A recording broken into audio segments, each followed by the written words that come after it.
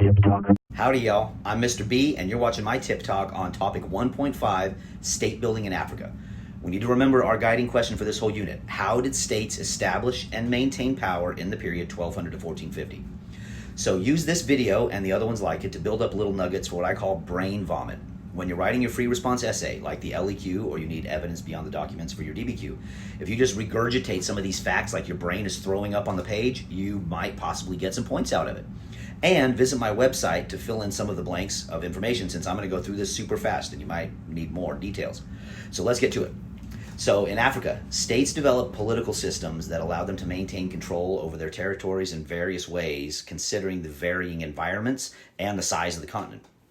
So for example, the Ghana Empire in West Africa established its power through a trade system that allowed it to control the trans-Sahara trade routes that we're going to talk about more in the next unit, networks of exchange.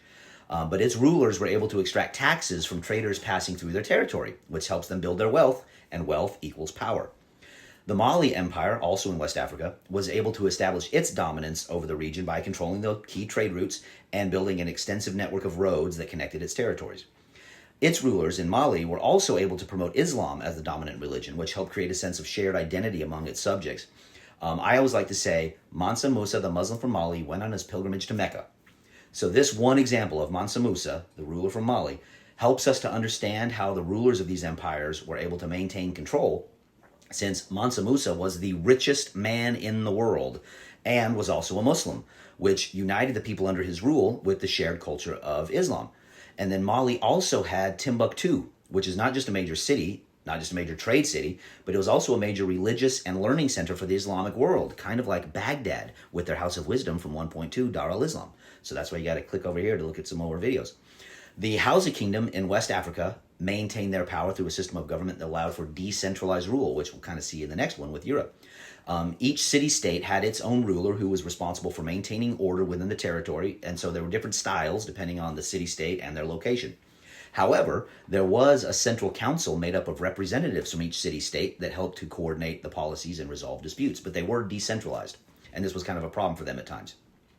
In East Africa, let's go over to East Africa, to Ethiopia. They maintain power through a combination of religious authority and military strength. The rulers there claim to be descended from the biblical Israelite kingdom of King Solomon, and that helped to legitimize their rule. And then we see Ethiopia also rise as a powerful Christian kingdom that maintained their power well into the 1500s. They were also able to build a strong military that allowed them to expand their territory and maintain control over subjects, and which helped them resist Islamic incursion and even the Italians later in the 1800s during the Age of Imperialism. We'll see much later. Great Zimbabwe in southern Africa maintained its power through a combination of economic power and religious authority. The rulers there were able to control key trade routes again and access valuable resources, especially gold, which helped to build their wealth. And they also claimed divine authority by connecting themselves to their powerful ancestral spirits, which helped them to legitimize their rule. So in general, what we see, the repeating theme over and over here is there's wealth, there's trade, and there's religious unity. That's really the way that states in Africa were able to establish and maintain power in this time period. I hope that's helpful. Keep going for more.